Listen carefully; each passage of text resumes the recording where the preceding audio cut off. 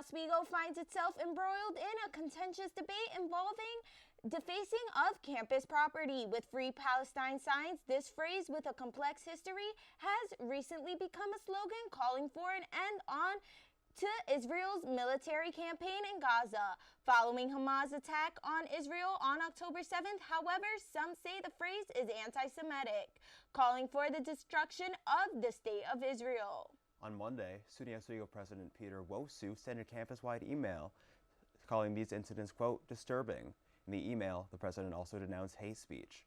As our Clarissa Karki reports, the president's remarks have sparked a widespread conversation about free speech and student activism on campus.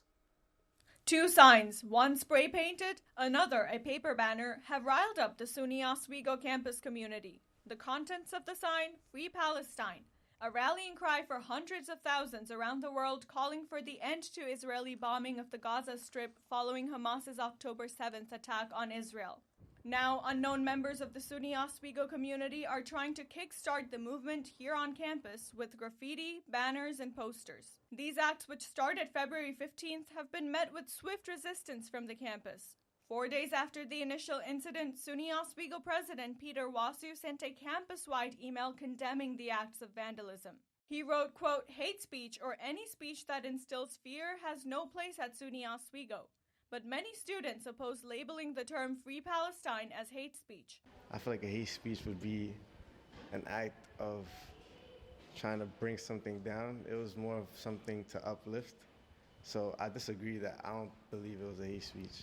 Some students criticized the president on social media, with one user calling the president's remarks, quote, ignorant. After widespread criticism, the president sent another email clarifying he didn't intend to equate Free Palestine with hate speech. As Gaza's health ministry reports nearly 30,000 deaths in the Strip, SUNY Oswego political science professor Dr. Lisa Glidden says for many students at SUNY Oswego, this is a human rights issue. You know, like we are training students to try to be citizens of the world, right? And I think it's really hard for students to look at this and not see it as a human rights issue that needs to be addressed as a human rights issue before it's even addressed maybe as a political issue.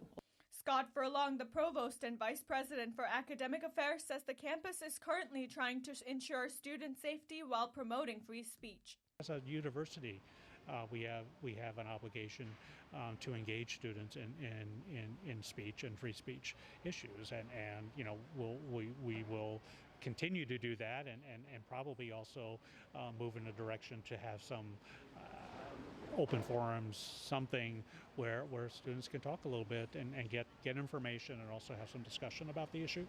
The tensions between the campus and the ones responsible for this vandalism has escalated further when this wall was found covered with pro-Palestinian posters calling for a ceasefire.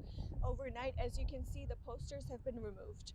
University police are investigating these incidents. As the investigations unfold and the discussions evolve, much of the campus remains on the edge. Clarissa Karki, Oswego Now. According to our investigation, the student worker who hung the banner at the Murano Campus Center has been suspended from his job at the welcome desk. Both the president's office and the university police have turned down our interview requests and declined comments on this issue.